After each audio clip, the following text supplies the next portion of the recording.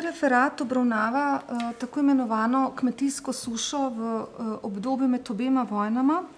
Na podlagi arhivskega gradiva predstavi 3 leta, ki jih je prizadela suša, in sicer že omenjeno leto 1921, 1930-31 in 1938. Ta leta sem vzela v obravnavo zaradi kvantitete arhivskega gradiva, leto 1931 pa tudi zato, ker je bilo v znamenju pri nas začetka gospodarske krize. Za lajšanje stiske zaradi suše in že tako, težkih gospodarskih razmer je ljubljanski oblastni odbor Rdečega križa organiziral nabiralno akcijo za pomoč pasivnim krajem. Referat osvetli omenjeno socialno akcijo in njen učinek. Na koncu referata ugotavljam, da se problem kmetijske suše v obdobju med obema vojnama ni reševal sistemsko, ampak zgolj parcialno. V obravnavanem obdobju je bila suša razumljena kot izjemen in nenapovedljiv naravni dogodek, ki je povzročil škodo predvsem v kmetijstvu. Ni bila pa obravnavana v kontekstu sistematičnega preučevanja pojava kot temelja za sprejetje ustreznih oblik boja proti njenim škodljivim posledicam. Suši so bila izpostavljena predvsem 3 območja, in sicer Sres Črnomelj, torej območje Bele krajine, Sres Lendava in Sres Murska Sobota, kar seveda ne pomeni, da drugih delov Slovenije ni prizadela suša. To tudi potrjujejo arhivski dokumenti in v nadaljevanju se bom kot primer dotaknila takšnega območja, ki na prvi pogled torej ni izpostavljeno kot sušno.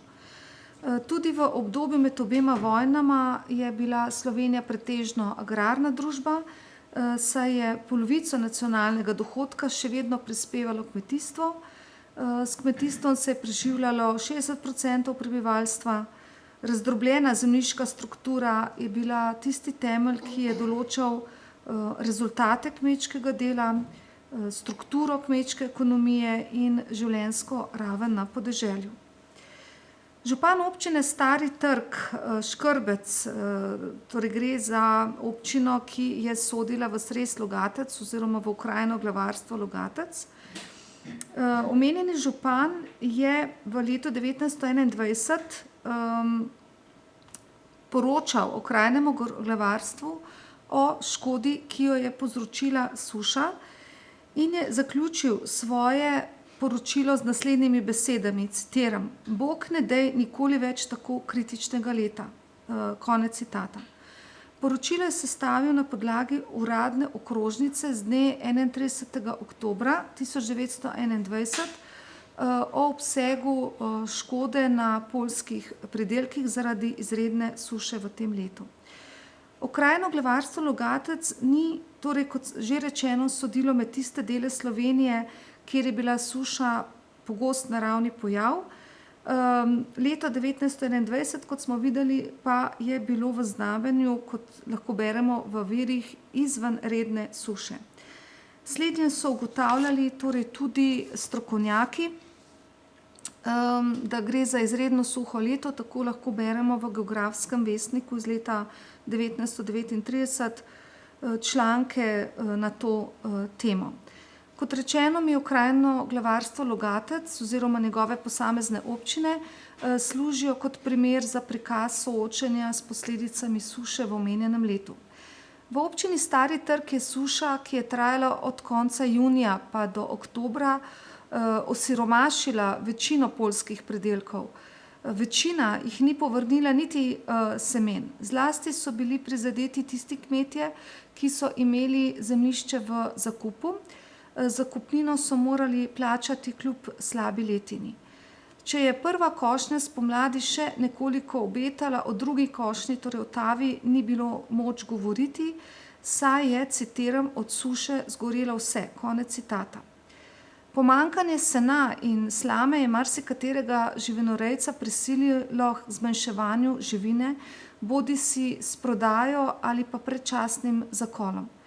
Župan občine Stari Trg je opozoril tudi na pomanjkanje pitne vode v času suše. Vaščani posameznih vasi so namreč odhajali po vodo zase in za živino več ur hoda. Revni kočarji, ki niso imeli lastne oprežne živine, so vodo nosili. In župan je torej pozval odgovorne deležnike k nujnosti izgradnje vodovoda.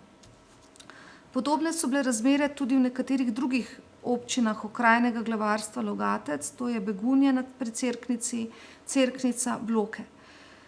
Vse občine okrajnega glavarstva Logatec pa niso trpele posledic zaradi suše oziroma so županstva ocenila, da škoda ni primerljiva z občinami, ki so dejansko potrebovali državno pomoč. V ta okvir je recimo sodila občina Rovte, Gornji in pa Dolnji Logatec. Iz arhivskega gradiva ni moč razbrati, v kolikšni meri se je pomoč občinam prizadetih zaradi suše dejansko izvedla. Upoštevajoč zapis župana občine Cerknica, so občine poskrbele za oceno škode ne samo zaradi suše, ampak tudi drugih naravnih nesreč, torej slana, toča, in vložile prošnjo za pomoč, in sicer v obliki nakupa na primer koruze po znižani ceni, semen, odpisa davkov in podobno.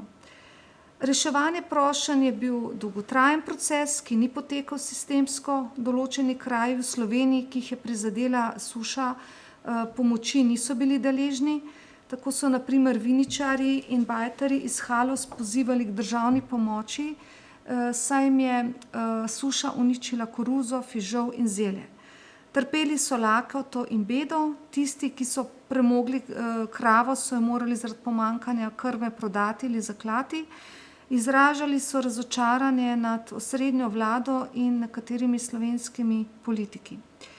Soočenje s posledicami suše v letu 1921 je bilo povod za kritike odgovornih deležnikov za njihovo neangažiranost pri pomoči kmetovalcem. Tako je kmetijska družba opozarjala na neupoštevanje njenih opozoril o nujnosti pomožne akcije, ki bi ublažila posledice suše. Spričo tega naj bi bili kmetje odvisni predvsem od sami sebe in svoje iznajdljivosti. Zdaj pregled virov pokaže, da kmetje niso bili povsem brez usmeritve glede soočanja s posledicami suše. V strokovnih glasilih so bili deležni nasvetov, kako nadomestiti pomanjkanje krme za živino. Cena živinske krme je zaradi suše izredno porasla, cena živine je po drugi strani padla. Strokovnjaki so kmetovalcem priporočili uporabo na primer listja dreves za krmo in pri tem natančno navedli, katere vrste dreves so za to primerne. Na primer listje jesena, ki je bilo lahko prebavljivo in bilo primerno za nadomestek krme za goved, za koze, za ovce, konje in svine. Kot dober in primeren nadomestek krme za govedo in konje so bili tudi zmleti koruzni storži, ki so imeli za petino večjo hranilno vrednost kot slama.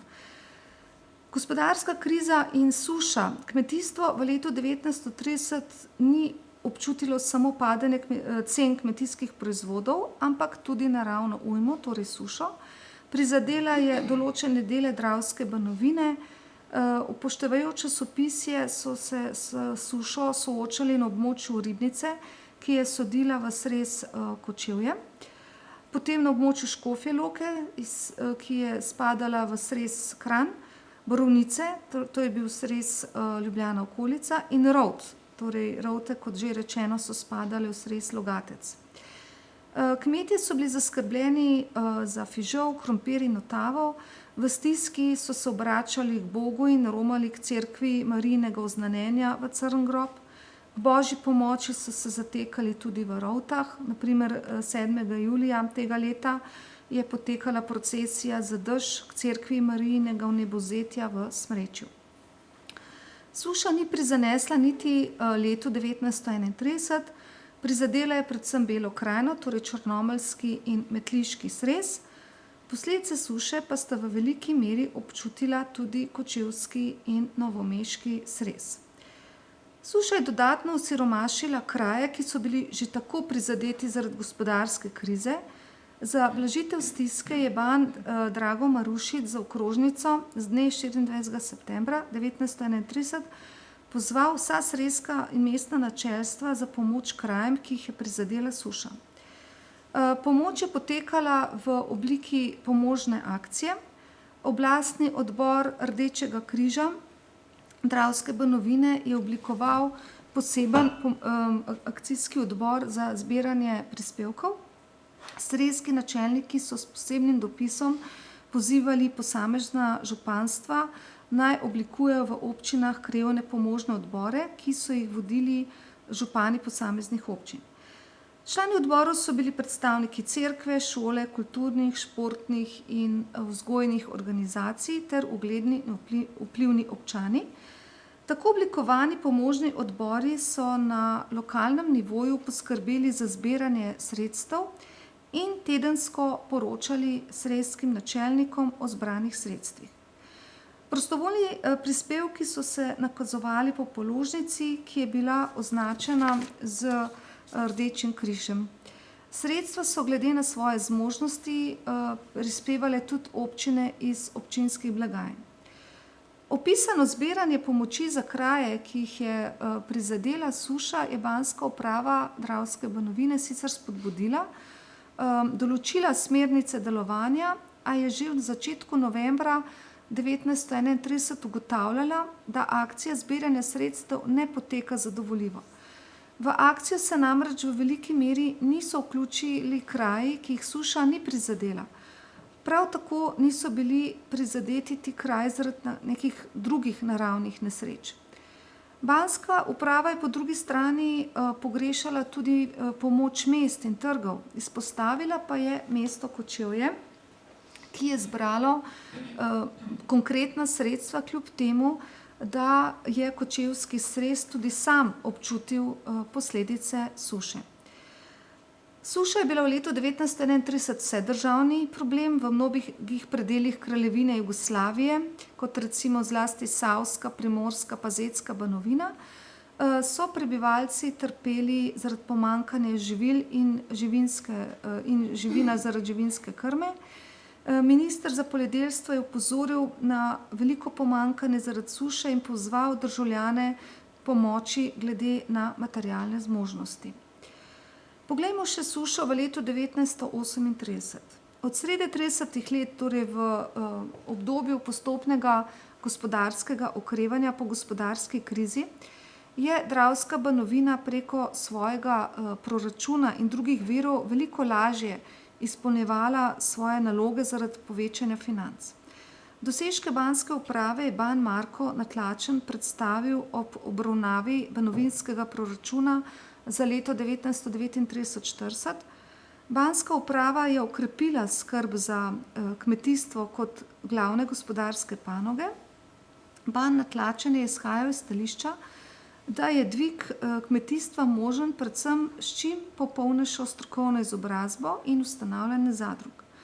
Banovina je tako večino sredstev namenila uresničevanju teh dveh ciljev, pri čemer so se zmanjševale individualne podpore kmetom. Okrevanje kmetijstva je bilo na preizkušnji ob naravnih nesrečah, kot je to bila v letu 1938 suša. Banovina je v okviru zmožnosti nudila pomoč krajem, ki so začasno postali pasivni zaradi suše oziroma drugih naravnih nesreč. Država je nudila pomoč torej v okviru razpoložljivih posojil. Razsežnosti posledic suše so bile najbolj vidne v poročilih, ki so jih predsedniki občin posredovali srezskim načelstvom. V letu 1938 je poletna suša prizadela predvsem 3 sreze, in sicer novomeški, krški in črnomaljski srez. V veliki meri je uničila poljske pridelke, predvsem krmo za živino. Da bi se v omenjenih srezih vprašanje prehrane živine rešilo še pred zimo, so srezki načelniki po navodilih kmetijskega oddelka banske uprave pripravili poročila o posledicah suše. Podatki v poročilih so morali biti realni in preverjeni na terenu. Slednje so preverjali kmetijski referenti posameznih srezov in poglejmo en primer. Srezki načelnik Krškega sreza je za podkrepitev skupnega poročila o posledicah suše v posameznih občinah sreza kmetijskemu oddelku Banske uprave posredoval podrobno poročilo o stanju v občini Bučka. V občini od januarja do srede avgusta praktično ni bilo dežja. Posledično so bili poljski pridelki pičli, primanjkovalo je sena, otave, detelje, praktično ni bilo nič, primanjkovalo je svinjske krme. Obstajala je nevarnost pomanjkanja hrane za prebivalstvo, saj je ajda vzklila šele konec avgusta, koruza je zastala v rasti, fižola ni bilo niti za seme, sadja prav tako ne, zemlja je bila do 1,50 metrov globoko razpokana, v vinogradih je bila spomladi pozeba, cvetelo je v hladnem in vlažnem mesecu juniju, deževna jesen pa je grozdje dokončno uničila. Opisane razmere so spodbudile kmetovalce občine Bučka k pozivu Banske uprave za pomoč v obliki nakupa sena in koruze po znižani ceni ali v obliki denarne pomoči. V kolikšni meri je Banska uprava prispevala k odpravljanju posledic suše v srezih iz arhivskih dokumentov, ni razvidno, razviden pa je namig Banske uprave, naj ne bodo pričakovanja srezov prevelika. Citiram: "Ker ni mnogo izgledov, da bi Banska uprava mogla večje vsote denarja dobiti za to akcijo." Konec citata. Seveda ni moč negirati pomoči Banske uprave. Z banovinskimi prispevki je bilo do konca 30 let zgrajenih v Sloveniji 480 silosov. Ti so bili zlasti pomembni v krajih, ki so bili izpostavljeni suši, saj se je lahko v njih prihranilo mnogo več krme za zimo. In če zaključim, delovanje v primeru suše je bilo v obravnavanem obdobju v veliki meri kurativno. Danes vemo, da je posledice suše moč ublažiti s smotrnim načrtovanjem in boljšim poznavanjem pojava. Tega preventivnega momenta v obdobju med obema vojnama še ni bilo. Hvala.